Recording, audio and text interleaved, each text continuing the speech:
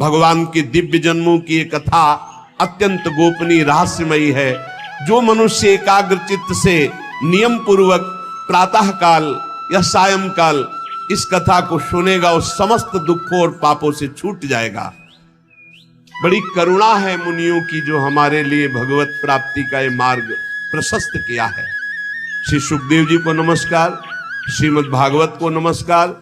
नारायणम नमस्कृत्य नरम चैव नरोत्तमम देवीं सरस्वतीं व्यासम ततो जय मुदीरयेत्। मनुष्यों में सर्वश्रेष्ठ भगवान के अवतार नर नारायण ऋषियों को नमस्कार।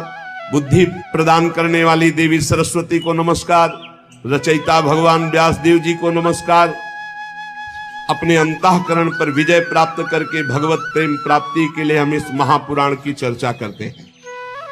श्री श्रुति जी कहते हैं, सृष्टि के प्रारंभ में कोई तारीख नहीं लिखी है कब किस दिन से प्रारंभ हुई। ये ऐसी अनिर्वचनीय माया है कि इसकी कुछ तारीखें नहीं होती। भगवान ने अपने आप से अपने आप के लोकों के निर्माण की इच्छा की। जो ही इच्छा हुई तो महातत्वाद निष्पन्न 10 इंद्रियां, 1 मन, 5 भूत, ये 16 कलाएं प्रकट हो गई। 5 कर्मेंद्री, 5 ज्ञानेंद्री, 10 इंद्रियां, 1 मन, वही अंतःकरण चतुष्टय कहा जाता है। निश्चय के कारण बुद्धि, चिंतन के कारण चित्त, क्रिया स्वीकृति के कारण अहंकार, वस्तुतः 1 मन ही अंतःकरण है। और 5 भूत, जिनसे शब्द, स्पर्श, रूप, रस, गंध, आकाश, वायु, अग्नि, जल, पृथ्वी। 5 ज्ञानेंद्रियां, 5 कर्मेंद्रियां, अंतःकरण चतुष्टय, पंचभूत और उनकी तन मात्राएं, शब्द, स्पर्श, रूप, रस, गंध आप ही बन गए। ये आप ही बले हैं, सब आप ही बले हैं। तभी संशय नहीं होगा जब ये बात आप सुन करके स्वीकार करेंगे। उन्होंने जब शब्द, स्पर्श, रूप, रस, गंध के मूल पंचभूत, तो उनमें जल भी है। अब वो जल में शयन करने लगे, योग निद्रा का विस्तार कर लिया। कुछ समय बाद उनकी नाभि से वही इच्छा, जो मैं बहुत रूपों में हूं, वो एक कमल बन करके प्रकट हुई। पहले 5 कर्मेंद्रियां, 5 ज्ञानेंद्रियां, अंतःकरण चतुष्टय, 5 महाभूत और 5 तन मात्राएं। अब जल में शयन किया और कुछ समय बाद उनकी नाभि से कमल प्रकट हुआ। और उस कमल में जो प्रकट हुए प्रजापतियों के अधिपति भगवान ब्रह्मा जी प्रकट हुए। चारों तरफ देखा 4 मुख, और उन्होंने दिव्य दृष्टि से ब्रह्मा जी के पास जो थी देखना शुरू किया कि मैं कौन, कहां, कैसे कैसे आ गया, मैं कौन हूं। भगवान से बड़ी प्रार्थना की, अव्यक्त परमात्मा से। भगवान के उस विराट रूप अंग प्रत्यंग में ही समस्त लोकों की कल्पना हुई। समस्त लोग भगवान में ही विराजमान है, सब में भगवान विराजमान है और सब भगवान में विराजमान है। ये ज्ञान जिसको हो जाता है वो भगवत प्राप्त हो जाता है। यो माम पश्यति सर्वत्र सर्वम च मयि पश्यति तस्याहं न प्रणश्यामि सच में न प्रणश्यति। योगी लोग दिव्य दृष्टि से भगवान के उस स्वरूप का दर्शन करते हैं। वो भगवान का जो स्वरूप है, शास्त्र शीर्षा पुरुषाहा सहस्राक्ष सहस्रपाद, जो भगवान का स्वरूप है, हजारों पैर वाला, हजारों जांघों वाला, हजारों भुजाओं वाला, हजारों मुखों वाला, हजारों सिर, हजारों कान, हजारों आंखें, हजारों नासिका, हजारों मुकुट, वस्त्र, कुंडल, आभूषण, यही भगवान का विराट रूप है। इसी से अनेक अवतारों का प्रादुर्भाव होता है। ये छोटे छोटे अंश से देवता, पशु, पक्षी, मनुष्य आदि योनियों की सृष्टि, ये सब इसी से विराट पुरुष से हुई है। तो सबसे पहले कौमार सर्ग में सनक, सनंदन, सनातन, सनत कुमार, सबसे पहले कमल, कमल से ब्रह्मा, और फिर ब्रह्मा जी ने जो पहली सृष्टि की, तो सबसे पहले सृष्टि में प्रकट हुए सनक, सनंदन, सनातन, सनत कुमार। ये चारों ब्रह्म ऋषि जब अवतार लिए तो सृष्टि रचना से बिल्कुल अलग, नियम प्रकट होते हुए अखंड ब्रह्मचर्य, अखंड ब्रह्मचर्य, निरंतर हरिस्तरणम हरिस्तरणम हरिस्तरणम, उदासीन जगत। दूसरी बार इस संसार कल्याण के लिए समस्त यज्ञों के स्वामी उन भगवान ने जो रसातल में पृथ्वी विराजमान थी उसको लाने के लिए वाराह अवतार धारण किया। ऋषियों की सृष्टि में देवर्षि नारद के रूप में तीसरा अवतार धारण किया। शाश्वत तंत्र का, जिन्हें नारद पंचरात्र कहते हैं, उपदेश किया। उसमें कर्मों के द्वारा किस प्रकार कर्म बंधन से मुक्ति मिलती, इसका वर्णन है। फिर धर्मपत्नी मूर्ति के गर्भ से नर नारायण के रूप में भगवान ने चौथा अवतार लिया। इस अवतार में उन्होंने ऋषि बनकर मन और इंद्रियों का सर्वथा संयम करके, जो तपस्या करना बड़ा कठिन है, उस तप को किया। पांचवें अवतार में भगवान ने सिद्धों के स्वामी कपिल के रूप में अवतार लिया। तत्वों का निर्णय करने वाले सांख्य शास्त्र का, जो समय के फेर से लुप्त हो गया था, आसुरी नामक ब्राह्मण को उपदेश किया। अनुसुईया के वर मांगने पर छठे अवतार में अत्रि की संतान दत्तात्रेय के रूप में भगवान प्रकट हुए।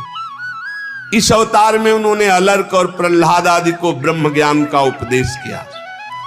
सातवें में रुचि प्रजापति की आकुति नामक पत्नी से यज्ञ के रूप में भगवान ने अवतार ग्रहण किया। अपने पुत्र याम आदि देवताओं के साथ स्वयंभू मनवंतर की रक्षा की। राजा नाभ की पत्नी मेरु देवी के गर्भ से ऋषभ भगवान के रूप में अवतार हुआ, जिनके पुत्र भरत जी, जो जड़ भरत जी कहलाए गए। ये आठवां अवतार भगवान का ऋषभ देव के रूप में। इस रूप में परमहंसों का वह मार्ग जो सभी आश्रमियों के लिए वंदनीय है, स्वयं ऋषभ रूप धारण करके दिखाया। करके ऋषियों की प्रार्थना से 9वीं बार वे राजा पृथु के रूप में अवतीर्ण हुए। शौनकादि ऋषियों, इस अवतार में उन्होंने पृथ्वी से समस्त औषधियों का दोहन किया। ये अवतार सबके लिए बड़ा कल्याणकारी हुआ। चाक्षुष मनवंतर के अंत में जब सारी त्रिलोकी समुद्र में डूब रही थी, तब भगवान ने मत्स्यावतार धारण किया, जो 10वां अवतार है। पृथ्वी रूपी नौका पर बैठाकर अगले मनवंतर के अधिपति वैवस्वत मनु की रक्षा की। फिर भगवान ने जिस समय देवता और दैत्य समुद्र मंथन कर रहे थे, उस समय 11वां अवतार धारण किया, कच्छप रूप, जो मंदराचल को अपनी पीठ पे धारण किया। फिर उसी समुद्र मंथन में 12वीं बार धनवंतरी के रूप में अमृत कलश लेकर समुद्र से प्रकट हुए। फिर वही उसी समय 13वीं बार मोहिनी रूप धारण करके दैत्यों को मोहित करके देवताओं को अमृत पान कराया। फिर भगवान ने जो 14वीं बार अवतार लिया, वो बड़ा ही भयंकर रूप था, नरसिंहावतार। अत्यंत बलवान दैत्यराज हिरण्यकश्यप की छाती अपने नखों से फाड़ डाली, जैसे चटाई फाड़ डाली। प्रहलाद जी को सताने के कारण बहुत आवेश में भगवान, बड़ा भयंकर रूप, सब कांप रहे थे एक दहाड़ में, ऐसा नरसिंह रूप। 15वीं बार वामन का रूप धारण करके भगवान दैत्यराज बलि के यज्ञ में गए।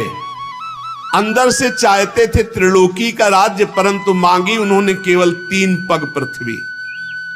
भगवान का 16वां अवतार हुआ परशुराम अवतार। जब देखा कि ये दुष्ट स्वभाव वाले राजा लोग धर्मद्रोही है, मनमानी आचरण कर रहे, तब क्रोधित होकर 21 बार इन धर्म विरोधी स्वभाव वालों का विनाश किया। 21 बार। इसके बाद 17वें अवतार में सत्यवती के गर्भ से पराशर जी के द्वारा वे श्री कृष्ण द्वैपायन भगवान व्यासदेव जी के रूप में अवतीर्ण हुए। उस समय लोगों की समझ और धारणा शक्ति कम देखकर आपने वेद रूप वृक्ष की कई शाखाएं बना दी। 18वीं बार देवताओं का कार्य संपन्न करने की इच्छा से राजा राम के रूप में भगवान ने अवतार धारण किया, जिसमें समुद्र पर सेतु बांधना, रावण वध, बड़ी मंगलमयी लीलाएं भगवान मर्यादा पुरुषोत्तम श्री रामचंद्र जी ने की। 19वें और 20वें अवतार में यदुवंश में बलराम और श्री कृष्ण के नाम से भगवान का अवतार हुआ।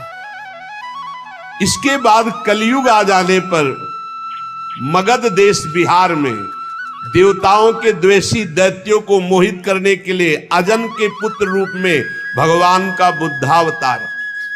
उस समय कह रहे कि होगा तो हो गया।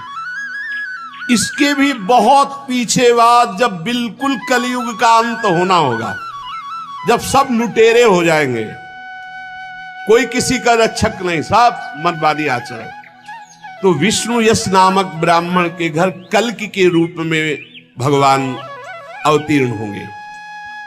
यहां 22 अवतारों की गणना की गई, परंतु भगवान के 24 अवतार प्रसिद्ध हैं। कुछ विद्वान 24 की संख्या यूं पूर्ण करते हैं। रामकृष्ण के अतिरिक्त 20 अवतार तो उपयुक्त हैं ही, शेष 4 अवतार भगवान श्री कृष्ण के ही अंश हैं। स्वयं श्री कृष्ण तो पूर्ण परमेश्वर है, वे अवतार नहीं अवतारी हैं, अतः श्री कृष्ण को अवतारों की गणना में नहीं गिनते। उनके 4 अंश, एक तो केश का अवतार, दूसरा सुतपा तथा प्रश्नि पर कृपा करने वाला अवतार, तीसरा संकर्षण और चौथा परब्रह्म। इन चारों अवतारों से विशिष्ट 5वें साक्षात भगवान वासुदेव। दूसरे विद्वान ऐसा मानते हैं कि 22 अवतार तो प्रयुक्त है, इनके अतिरिक्त 2 अवतार और हैं, हंसावतार और हयग्रीव अवतार। ऐसे भगवान के 24 अवतार होते हैं। शौनकादि ऋषियों, जैसे अगाध सरोवर से हजारों छोटे छोटे धाराएं निकलती है, वैसे ही भगवान श्री हरि के असंख्य अवतार और होते हैं, जिनका वर्णन नहीं, असंख्य। वो अपने भक्त के लिए कभी कोई अवतार धारण कर सकते हैं। जैसे द्रौपदी के लिए चीर अवतार धारण किया, कहां लिखा है? द्रौपदी के लिए चीर अवतार तो 24 में थोड़ी है। बोले असंख्य अवतार, जब जरूरत पड़े भक्त के लिए तब वो तुरंत अवतार धारण करते हैं, अंतर ध्यान हो जाते हैं। जैसे अगाध सरोवर से छोटे छोटे बहुत सी धाराएं निकलती है, ऐसे भगवान श्री हरि के असंख्य अवतार हैं। ऋषि, मनु, देवता, प्रजापति, मनु पुत्र और जितने भी महान शक्तिशाली वे सब के सब भगवान के ही अंश हैं। ये सब अवतार तो भगवान के अंशावतार अथवा कलावतार है, परंतु भगवान श्री कृष्ण तो स्वयं भगवान अवतारी हैं, सबके अवतारी हैं। जब लोग दैत्यों के अत्याचार से व्याकुल हो उठते हैं, तब युग युग में अनेक रूप धारण करके भगवान उनकी रक्षा करते हैं। भगवान के दिव्य जन्मों की एक कथा अत्यंत गोपनीय रहस्यमयी है। जो मनुष्य एकाग्र चित्त से नियम पूर्वक प्रातः काल या सायं काल इस कथा को सुनेगा, वो समस्त दुखों और पापों से छूट जाएगा। प्राकृत स्वरूप रहित चिन्मय भगवान का जो स्थूल जगदाकार रूप है, ये जगदाकार रूप भगवान ही है। ये उनकी माया के महत्त्वादि गुणों से भगवान में ही कल्पित है। जैसे बादल वायु के आश्रय रहते हैं, धूसरपना धूल में होता है, परंतु अल्प बुद्धि मनुष्य बादलों को आकाश में और धूसरपने का वायु में आरोप करते हैं। ऐसे ही अविवेकी पुरुष सबके साक्षी आत्मा में स्थूल दृश्य रूप जगत का आरोप करते हैं। इस स्थूल रूप से परे भगवान का एक सूक्ष्म अव्यक्त रूप है, जो ना तो स्थूल की तरह आकार आदि गुणों वाला है और न देखने में आता है न सुनने में आता है। वो सूक्ष्म से सूक्ष्म है। आत्मा का आरोप या प्रवेश होने से वही जीव कहलाता है। बात समझिए अगर पकड़ पा रहे हो। इस आकार आदि से अलग भगवान का एक सूक्ष्माति सूक्ष्म रूप है, न देखने में आता है, न सुनने में आता है, न पकड़ में आता है। सूक्ष्म स्वरूप, उसी को आत्मा कहा गया है। और वही जब शरीराभिमान से युक्त हो जाता है तो उसी को जीव कहते हैं। और उसी शरीराभिमानी का बार बार जन्म मरण होता है। और है कौन?